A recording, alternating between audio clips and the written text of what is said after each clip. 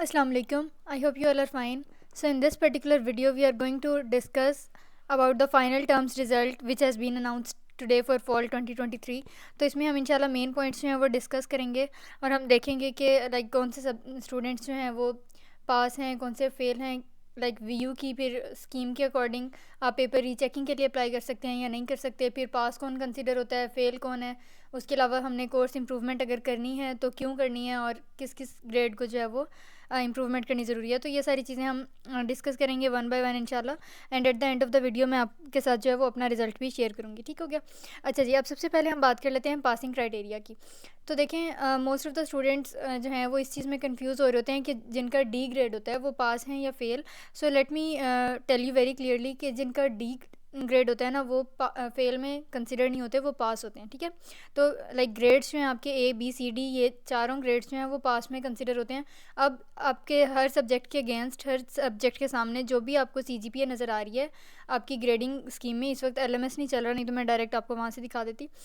तो कहने का मकसद है कि ए बी सी डी ये जो चार ग्रेड्स हैं वो डेफिनेटली पास हैं। और उसके अलावा बेशक सीजीपीए आपका 1 बन रहा है, 1.2 बन रहा है, जितना मर्जी बन रहा है, अगर तो आपका ग्रेड जो है वो डी है, एफ़ नहीं है, तो आप जो है वो पास हैं और ऐसे जो है वो नेक्स्ट सेमेस्टर में प्रमोट हो गए हैं। ठीक हो गया।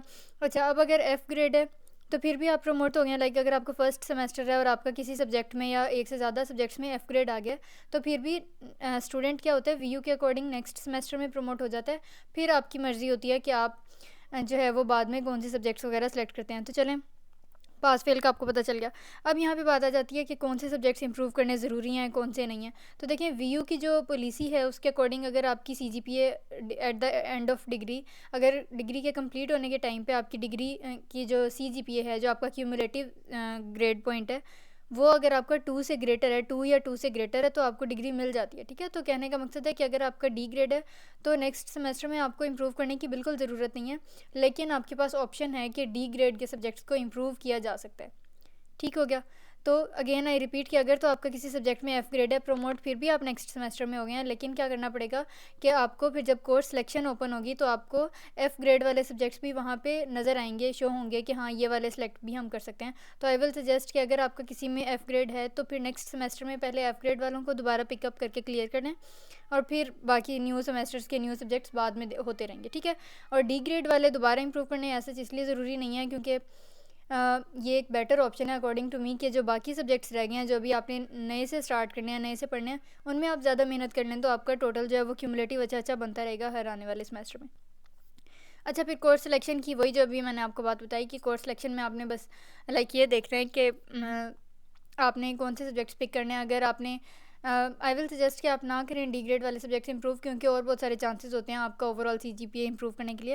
लेकिन फिर भी अगर करना है तो वो अभी करना है, क्योंकि रिसेंटली फ्रेश हमने पढ़ा होता है पिछले सेमेस्टर में, तो ज़्यादा इजीली हम उसको मैनेज कर सकते हैं। ठीक है। और एफ़ ग्रेड वाले अगर कोई आपके सब्जेक्ट हैं तो पहले उनको पिक कर लें नेक्स्ट सेमेस्टर में और फिर उसके बाद जो है वो नेक्स्ट देखना है। ठीक है। अच्छा, अब यहाँ पे बात आ जाती है मेरिट बेस्ड स्कॉलरशिप की। अच्छा, अब यहाँ पे मोस्ट ऑफ द स्टूडेंट्स का ये क्वेश्चन होता है कि किन स्टूडेंट्स को मेरिट बेस्ड स्कॉलरशिप मिलता है, या फिर अगर मिल जाता है तो क्या वो स्कॉलरशिप आपको बाय हैंड मिलता है, अकाउंट में आता है, या फिर फ़ी रिफ़ंड होती है, और होती है तो कितनी होती है। तो यहाँ पे मैं आपको बताती हूँ कि जो मेरिट बेस्ड स्कॉलरशिप है वो वीयू की पॉलिसी के अकॉर्डिंग क्या सीन है कि अगर आपका जो भी डिपार्टमेंट है और हर आने वाले सेशन में, लाइक अब जैसे एडमिशन्स ओपन हो रहे हैं उनकी अलग से एक लिस्ट बनती है, इसी तरह फिर नेक्स्ट सेमेस्टर में जो भी एडमिशन्स होंगे उनकी अलग से लिस्ट बनेगी। तो ऑन गोइंग जितने भी सेमेस्टर्स होते हैं उनकी अलग अलग हर डिपार्टमेंट की एक मेरिट लिस्ट होती है। ठीक है। आमतौर पे क्या होता है कि टॉप 10 जो स्टूडेंट्स होते हैं उनको मेरिट बेस्ड स्कॉलरशिप में जो है वो कह लें कि स्कॉलरशिप एलोकेट किया जाता है। और वो किस तरह किया जाता है कि जो टॉप 3 होते हैं उनको 100% फ़ी रिफ़ंड होती है उनकी। ठीक है। उसके अलावा फिर जो नेक्स्ट होते हैं उनको 75%, फिर बाकियों को 38%, मतलब इस तरह से 100 से लेके 38% तक जो फ़ी रिफ़ंड होने वाला सीन है वो 10 स्टूडेंट्स को जो है वो कवर अप करता है।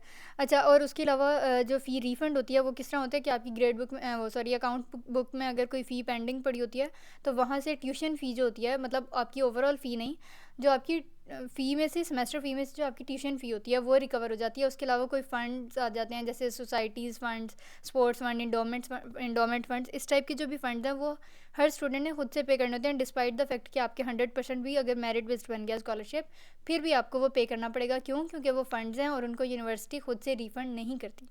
ठीक है, यहाँ पे बात होगी मेरिट बेस्ड स्कॉलरशिप की। अच्छा, तो ये तो थी मेन चीज़ें। अब कोर्स सिलेक्शन भी इंशाल्लाह 1-2 हफ्तों में ऑन हो जाएगी, और फिर उसके अलावा जब क्लासेस स्टार्ट हो जाती हैं उसके बाद भी कोर्स सिलेक्शन जो है वो चलती रहती है काफ़ी अर्से तक, थोड़ी सी डेट भी एक्सटेंड हो जाती है। अच्छा, यहाँ पे अब आ गया मेरा रिज़ल्ट। अब क्योंकि इस वक्त अगेन आई रिपीट कि LMS चल नहीं रहा, तो यही मेरे पास फ़िलहाल स्क्रीनशॉट अवेलेबल था अपने रिज़ल्ट का।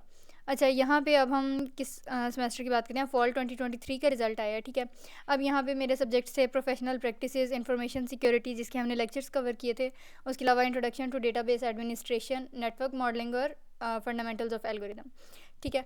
तो अब यहाँ पे कहने का मकसद है, या ये दिखाने का मकसद इसलिए है कि ओवरऑल हमने क्या करना होता है, या मैं क्या स्ट्रेटजी मेरी होती है कि आपने 85% से ज़्यादा मार्क्स सिक्योर करने होते हैं। जैसे मैंने आपको बताया कि बेशक आपकी CGPA आगे जो परसेंटाइल्स और परसेंटेज होती है वो बेशक आपकी 1 है, लेकिन यहाँ पे अगर आपको D शो हो रहा है तो इट मीन्स कि आप पास हैं और आपको फ़ेल कंसिडर नहीं किया जाएगा according to the policy of university. अच्छा, यहाँ पे मैं अब अपनी स्ट्रेटजी की बात कर रही थी, तो मेरा ये होता है कि हाँ 85% से अबव आपकी जो भी CGPA बनती है वो 4 में काउंट होती है। तो मैं बस ये मेक श्योर करती हूँ कि जो हर सब्जेक्ट के अगेंस्ट जो हमारी टोटल CGPA है बस वो किसी तरह 85 से ज़्यादा जो है मैंने इतनी मेहनत करनी है, ठीक है। और जब मुझे मिड टर्म्स का रिज़ल्ट या असाइनमेंट क्विज़ेस का देख के पता चल जाता है कि हाँ 85% से इजीली ऊपर बन रहा है, तो फिर क्योंकि पेपर्स में चॉइस भी होती है, तो इजीली 10-15 मिनट में जितना भी पेपर बस अटैम्प्ट करना होता है 85% जितना, वो कर लेती हूँ। और इसके अलावा बस कहने का मकसद है कि ऐसे इतनी ज़्यादा कोई टफ़ ग्रेडिंग स्कीम नहीं है VU की अकॉर्डिंग टू मी।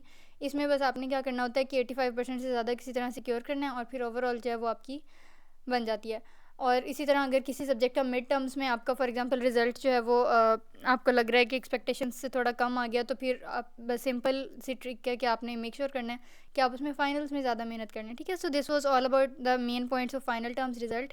इसमें अगर कोई भी क्यूरी या कन्फ्यूजन रह गई होगी, so you can always drop a comment, and if you are new to this channel then don't forget to subscribe and hit the bell icon as well. See you soon, till then खुदा हाफिज़।